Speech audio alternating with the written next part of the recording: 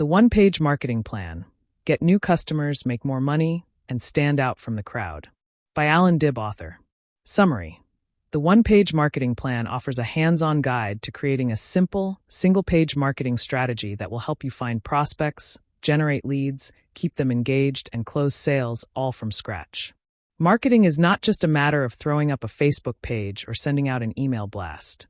It's about knowing your audience and tailoring your message to them. It's about understanding who they are, what they want, and how they think. It's about knowing what makes them tick so that when they see your ad or read your content, they say, yes, and then buy things. Marketing can seem intimidating at first because there are a lot of different processes involved. However, Allan Dib's The One-Page Marketing Plan. Get new customers, make more money, and stand out from the crowd compiles everything for you into actionable steps that you can take right away in order to grow your business. Here are 3 key lessons from the book.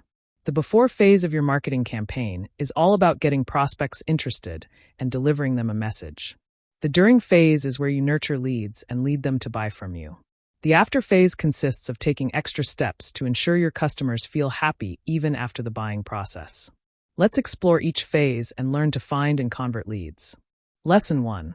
The first stage of a successful marketing plan consists of meeting prospects. A good marketing plan has 3 phases: the before, the during, and the after phase. The first stage consists of setting goals and discovering your niche. In this stage, it is crucial for you to be very specific. Start by identifying who your ideal customer is. The ideal customer is someone who will see your message and resonate with it right away, as if you were speaking to them. To find that group of people, create a buyer persona, which is an avatar that acts and thinks like your ideal customer. This is a great way to build a virtual form of the person you want to reach out to. Find out how you would advertise to your buyer persona, and only then build on your marketing strategy. Then move on to your message. Your message needs to have a goal. Whether you want to raise awareness or convert leads, state that clearly in black and white. Look for interest before you start selling aggressively. Notice your performance. If something doesn't add value to your ads, remove it immediately, even if it's your logo. Center your ads around your USP, unique selling proposition. That is where you show prospects why they should buy from you instead of the company next door. Raise their interest by answering how and why they should buy from you specifically. Lesson 2. The second phase of your marketing plan is where you engage with prospects and convert them into buyers. This is when we talk about content marketing, the process of creating engaging content that inspires consumers to take action, like buying from us. Create ads that sell, whatever that means for your niche.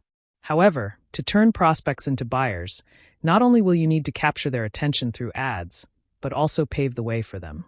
If your leads are actually trying to buy from you and your links don't work, it's almost as bad as if you were throwing all the money you've spent so far out the window.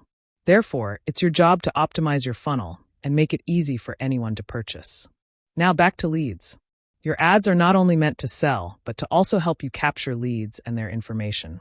Therefore, make sure to build a CRM, customer relationship management, that contains their emails as they enroll after they engage with your ad. Right after you manage to get their emails, you must follow up and introduce yourself. Then keep touching base with them to give free value, promote your offerings a little, and keeping them close to you.